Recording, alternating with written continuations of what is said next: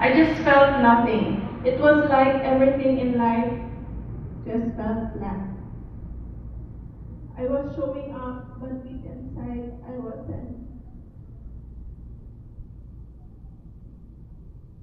There are so many problems and struggles that comes up. Family problem, financial problem, and even in my school. I am an athlete, the eldest daughter, in a third-year college in Yusuf Valley, and our professor always says that third year will be the transitional stage where it faces more advanced and demanding academic work, which is very true. And all of this led me stress, drained, and exhausted.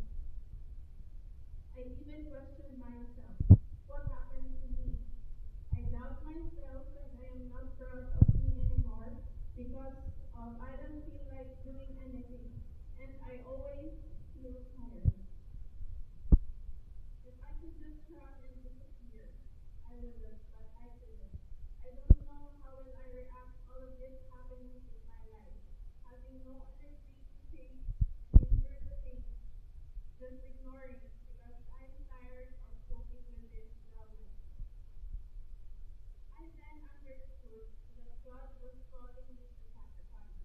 Enduring a season of loneliness, having that feeling where no one understands, no one besides you. It was not easy, and I really struggled. I was thirsty not just emotionally but spiritually. I longed for care, comfort, and control. But I knew that obedience meant breaking the chains that wrap me and will let me free from all the baggage I carry. In that time of emptiness, I began to realize deeper that even in the dry and painful season, God was calling me to live with purpose through fulfilling His will. And that purpose is to strive for excellence, not perfection, but excellence that honors and glorifies Him.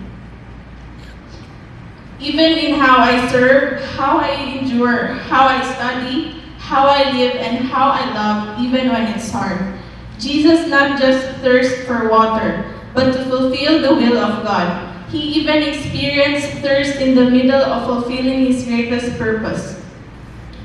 He did not skip the pain. He endured it fully. I then realized and understand that my thirst was part of my journey. That season emptied me, but it made room for God to fill me. It reminded me that even in my dry season, it had a purpose. Looking back, I perceived that choosing to keep walking with God during silent, dry, and lonely seasons was a form of obedience. It was my sacrifice. I didn't feel strong, but I stayed and keep my faith and continually serving the Lord. I am in the multimedia ministry in the church. I pray seeking His guidance, growing spiritually, and trusting His great plan for me.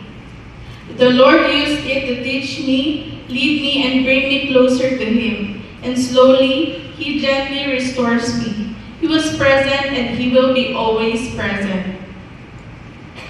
I thank God for that season in my life because it made me deeply understand that we need to face the problems we encounter, but with Jesus. Because with Him, He will strengthen us and help us. He will uphold us with His righteous hand. He will always be present even in our thirst.